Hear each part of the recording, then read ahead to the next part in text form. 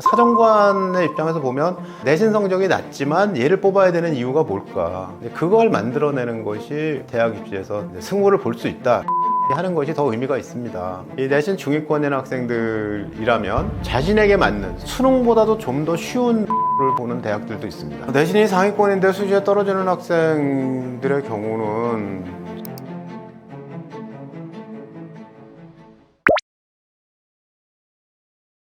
일단 전국에 있는 대학을 대상으로 보면 내신 성적이 애매하든 낮든 학생부 교과 전형으로 갈 수가 있습니다. 전문 대학도 다 학생부 교과 전형으로 갈 수가 있습니다. 왜냐하면 대학의 대부분은 모집 정원을 못 채우거든요. 그런데 문제는 자기 성적보다 더 높은 수준의 대학을 가려고 하니까, 그러니까 이제 좀 더 내신 성적이 좋아야 됩니다 이렇게 얘기를 하겠죠. 대학의 입장에서 한번 생각해 보세요. 성적이 좋은 학생들이 있는데 어떤 학생은 성적이 안 좋아요.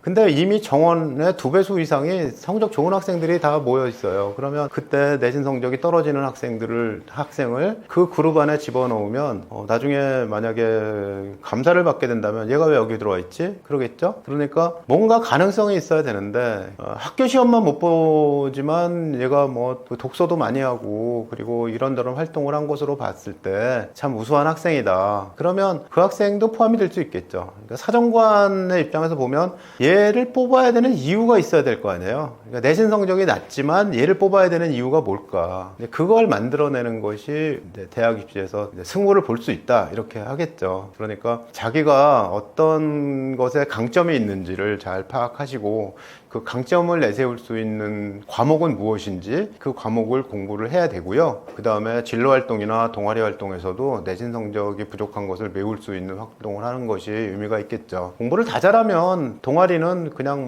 힙합 동아리를 하든 아니면 연극 동아리를 하든 취미 동아리 하는 것이 더 의미가 있습니다. 그런데 공부 시간에 공부를 제대로 못해가지고 어떤 성적이 떨어지면 그러면 동아리 활동이나 진로 활동에서도 그 부분을 보충해줘야지, 얘가 이런 걸 하고 싶어 하는구나 라는 걸 알 수 있고 그 근거로 선발을 할 수가 있을 거 아니에요. 그러니까 생활기록부에서 어떤 과목이 난 떨어져, 어떤 과목을 잘했으면 좋겠는데 그럼 그 과목을 좀 더 열심히 하시고 자기 진로 방향에 맞게 이렇게 공부를 열심히 하시고 동아리와 진로 활동에서 그것을 좀 보충을 하면 자율자치 활동에서도 또 보충할 수 있는 기회도 있어요. 탐구 활동 기회들이 주어지니까. 그래서 생활기록부를 보면 이 학생은 내신 성적은 조금 떨어졌지만 나머지를 봤을 때 공부하고 싶은 욕망이 있는 학생이구나, 단지 시험을 못 보네, 이렇게 인식할 수 있는 근거를 준다면 그러면 승부가 가능하기도 하죠.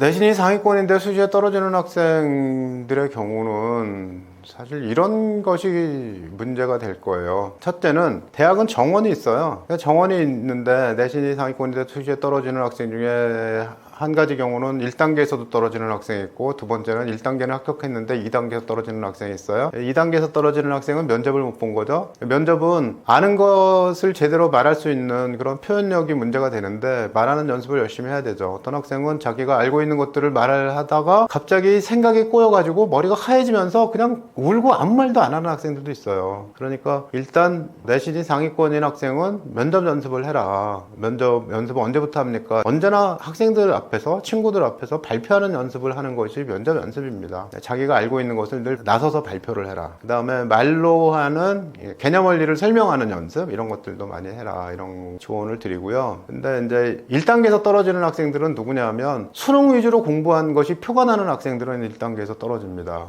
왜냐하면 전형의 목표는 분명해요. 학생부 위주 전형은 학교에서 국가가 요구하는 그런 개념 원리를 잘 알고 그것을 적용해서 탐구 활동을 하고 발표를 열심히 한 학생, 그것을 통해서 역량을 기르는 학생, 이걸 선발하는 게 목표거든요. 근데 학생이 내신은 상위권인데 시험은 잘 봤어. 근데 그 학교 시험이 아무리 봐도 이건 문제풀이기 같은 거야. 그러면 당연히 이 학생은 학교 성적이 좋다는 것이 곧 수능 성적이 좋다는 것과 같아야 되잖아요. 그럼 이 학생은 정시에 뽑아야 될 그런 자질을 갖고 있는 학생이지 굳이 수시에 뽑아야 될 자질을 가지고 있는 학생은 아니거든요. 그런 면에서 학생이 그냥 성적만 좋다고 가는 건 아니다 인 거고요. 그런 또 교과 전형에서 정성평가를 하지 않는 대학이 있어요. 그러면 교과 전형에 정성평가하는 데 가면 그런 문제를 덮고 가겠죠. 그러니까 본인이 내신이 상위권인데 라고 얘기하면 그러면 내가 수능은 최저를 맞출 수가 있어. 그러면 합격할 수 있는 길은 어딘가 있다. 없는 건 아니다. 그런데 종합전형의 경우에는 본인이 대학에서 얘기하는 그 학업 역량이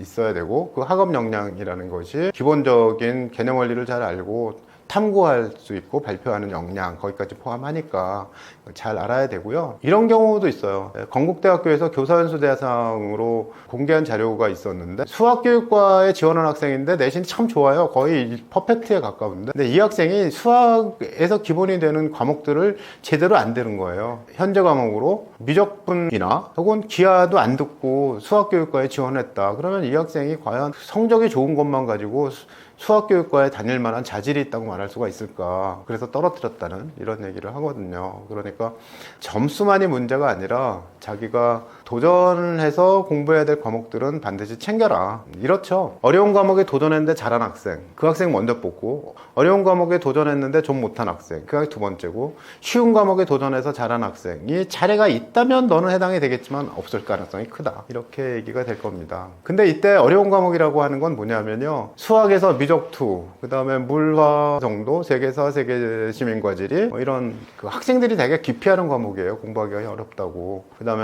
역학과 에너지, 전자계, 양자 이런 과목까지 포함해서 그 어려운 과목이라는 게 과학고나 외고에서 배우는 이런 과목이 아니고요. 일반고에서 배우는 과목 중에 학생들이 기피하는 과목, 이런 과목들까지를 포함하는데, 그걸 잘 들으면, 잘 챙기면, 그러면 잘 챙겼는데도 내신이 좋다면 당연히 붙겠죠.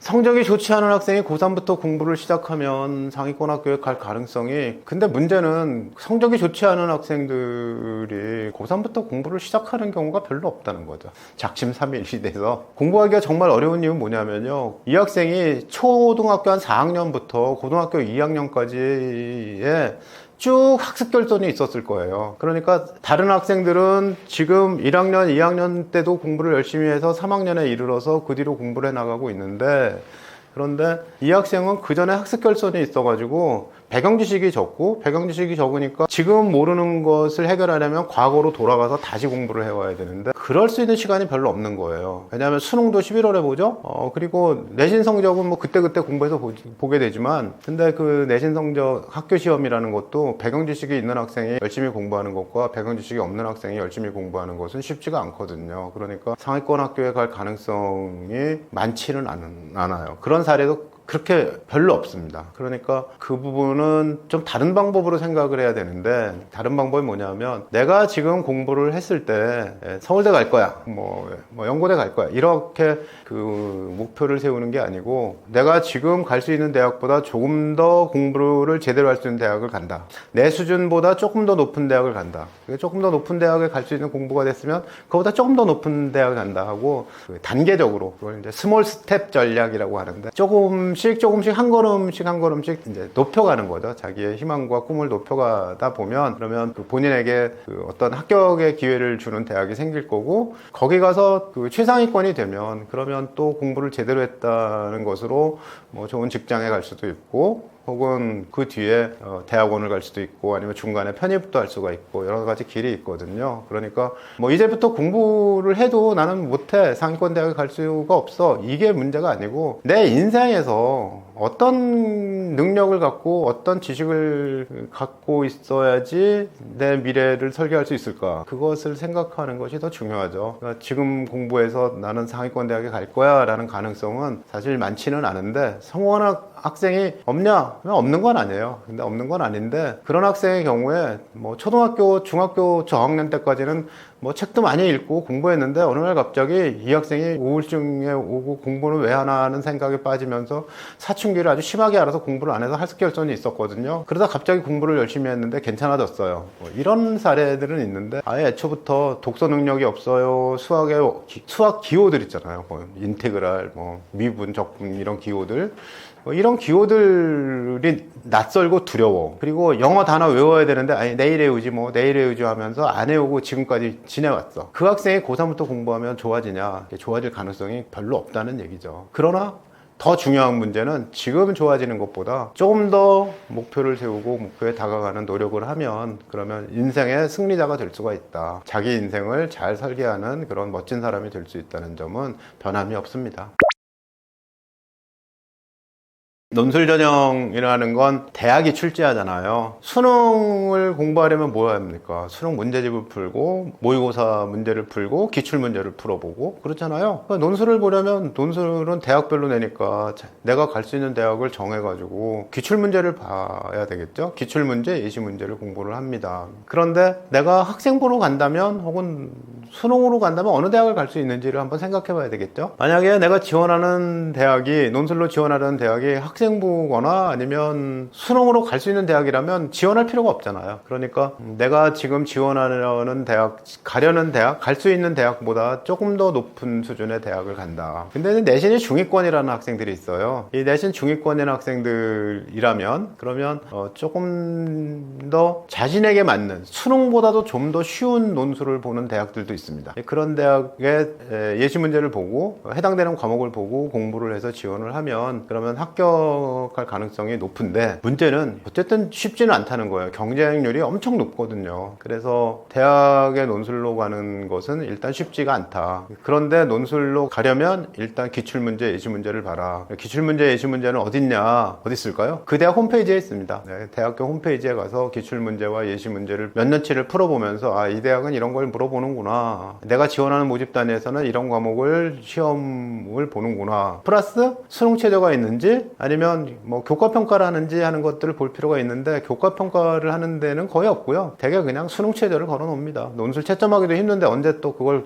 교과평가를 해가지고 반영을 해서 성적을 내겠어요. 합격자 발표하는 날도 있는데 그죠? 예, 그래가지고 수능 최저가 있다면 내가 수능 최저를 맞출 수 있는지 하는 것들도 고려해가지고 지원을 하면 되겠습니다. 대학은 논술 전형을 굉장히 좋아해요. 왜냐하면 논술 전형으로 들어온 학생들은 생각보다 전공 적합성이 있어요. 문제가 뭐냐면 논술 모의고사를 봤는데 그런데 논술 모의고사 성적이 안 좋다면 다음에 잘 보면 되지 이 성적에 맞춰가지고 학과를 바꾸지는 않거든요. 그리고 논술 전형 경쟁률이 워낙 세니까 학생들이 안 그만둬요. 그러니까 이탈률이 굉장히 적은 거죠. 그래서 학생들의 학교 적응력이 뛰어나고 학교에 대한 그 애교심, 애착심이 강하기 때문에 대학은 논술 전형을 잘 운영을 하기를 원하는데 국가 수준에서는 논술로만 뽑으면 학교 공부도 문제가 되고 또 사교육 시장이 논술 중심으로 해서 너무 커지고 이런 부작용이 있기 때문에 논술 전형은 많아야 10% 예, 그렇게 지금 현재는 시행이 되고 있습니다. 어쨌든 논술, 6논술이라고 하죠. 수시 6군데 논술 쓰는 건 어때요? 근데 6논술은 불안하다. 수시에 대학을 안 가겠다는 뜻과 같은데 논술 전형 준비하는 학생들이 그렇다면 정시는 열심히 해서 정시로 갈 수가 있는 그런 가능성이 있냐? 그것도 별로 없다. 그러니 학생부는 끝까지 놓지 마라. 이렇게 얘기를 합니다. 수시 지원을 한 이후에 정시의 공부를 어떻게 해야 되느냐인데 하나는 수시에서 합격을 하는데 정시는요. 그 최저 등급만 필요하거든요. 그러니까 만약에 국어가 1등급이야. 그러면 내가 1등급 맞고 싶어요? 그러면 국어 1등급을 맞고 싶으면 시험이 어려운 경우는 뭐 88점 정도까지도 1등급이니까 틀릴 수 있는 여유가 있죠. 영어는 90점이 1등급인데 3점짜리 3개 틀릴 여유가 있잖아요. 그러니까 영어 3점짜리 3개 틀릴 수 있는 여유가 있으니까 그 3점짜리 3개 틀리는 여유를 나는 어떻게 활용할까? 수학의 경우도 학생이 한 85점 에서 뭐 88점 정도 맞으면 1등급이 된다면 그렇다면 수학에서 아주 어려운 문제는 안 풀어도 되거든요. 그 풀이 시간을 아껴서 나머지에서 안 틀리는 것은 어떻게 할까? 이것이 수시에 해당되는 학생부 수능 준비 방법이 될 거고요. 만약에 정시로 가려면 어떤 과목이든 뭐 다 잘 봐야 되니까 아주 어려운 문제를 풀어야 되는데 아주 어려운 문제를 풀지 않으면 그냥 뭐 표준 점수가 평범하게 되죠. 그러니까 그 두 가지 길 중에서 나는 어떤 길을 택해야 될지를 정해야 됩니다. 되게 뭐 특목고나 자사고 다니는 학생들은 내신에 비해서 수능 성적 더 잘 나올 거고 그러면 고난도 문제를 풀어서 표준 점수를 올리는 것이 목표가 될 거고요. 그리고 그렇지 않고 보통 일반고 다니는 학생이라면 그러면 대개 수시에 붙습니다. 그러니까 수시에서 수능 최저 등급을 맞추기 위해서는 어떻게 해야 되지 하는 것들을 정해가지고 그래서 뭐를 하시는 게 좋고요. 수시에 집중하다가 정시에 가는 경우는 그렇게 많지는 않아요. 왜냐하면 이미 수시 공부를 하면서 그 수능에서 어려운 문제를 안 풀기로 마음을 먹고 높거든요. 그러니까 수시 지원자와 정시 지원자는 성향이 다르다 이렇게 얘기를 할 거고요. 2028년 대입에서 서울대, 동국대, 한양대학교는 수시 전형에서 30%까지 40% 선발하던 걸 30%로 낮출 수 있게 이렇게 되었거든요. 그러니까 가면 갈수록 그 정시의 문은 좀 좁다. 학교 공부를 좀 더 열심히 하세요. 그렇고요. 학생부를 뽑는 전형이 늘어나면 당연히 입결은 좀 떨어지겠죠. 그러니까 지금 못 가더라도 학생부로 더 많은 학생을 뽑으면 조금 성적이 낮아도 갈 수가 있어요. 그죠? 이렇게 될 테니까 일단 현재 2028 이후 대입에 해당되는 사람들은 학생들은 수시를 버리지 마세요. 이렇게 권하고 싶습니다. 제가 그 서울대 가는 공부 로드맵이라는 책, 그 위에 제목에 학종시대라는 게 있는데 여러 가지 지금 현재 교육제도나 학교 생활에 대한 뭐 오해를 바로잡고 이해를 돕는 이런 내용의 책을 썼습니다. 제가 2015 개정교육과정을 만드는 팀, 혹은 2013년 현재 대입제도를 만드는 팀, 고교학점제를 만드는 팀, 이게 다 교육부에 있었던 팀인데 거기에서 참여를 했었거든요. 좀 더 정확한 정보를 혹은 정책의 의도가 무엇인지를 설명할 수 있으니까, 그러니까 이런 얘기를 하게 됐고요. 더군다나 이제 학교에서도 입시 지도를 오랫동안 해왔고 또 서울대 입학사정관도 해봤고 그래서 현재 실제적인 일에도 많이 들어가 있었죠. 마지막으로 드리고 싶은 말씀이 그거예요. 학생이 자존감을 가져야지만 모든 게 극복이 되고 그리고 더 큰 꿈을 향해서 나아가게 됩니다. 이 자존감이라는 건 성공 경험에서 오거든요. 뭔가 나는 해봤어, 할 수 있어 라는 거죠. 나 할 수 없어, 나 하고 싶은 게 없어 라고 생각하면 자존감이 떨어집니다. 아이의 자존감이 어떻게 높아질까요? 어떻게 칭찬하면, 그리고 어떤 기회를 줬을 때 아이는 자존감이 높아질까요? 이런 것들을 좀 고민을 하시고요. 그 고민을 실행에 옮기시면 학생이 훌륭한 어른으로 성장하게 되지 않을까 생각이 됩니다. 자녀 교육에 너무 움츠리지 마시고 도전하시기 바랍니다.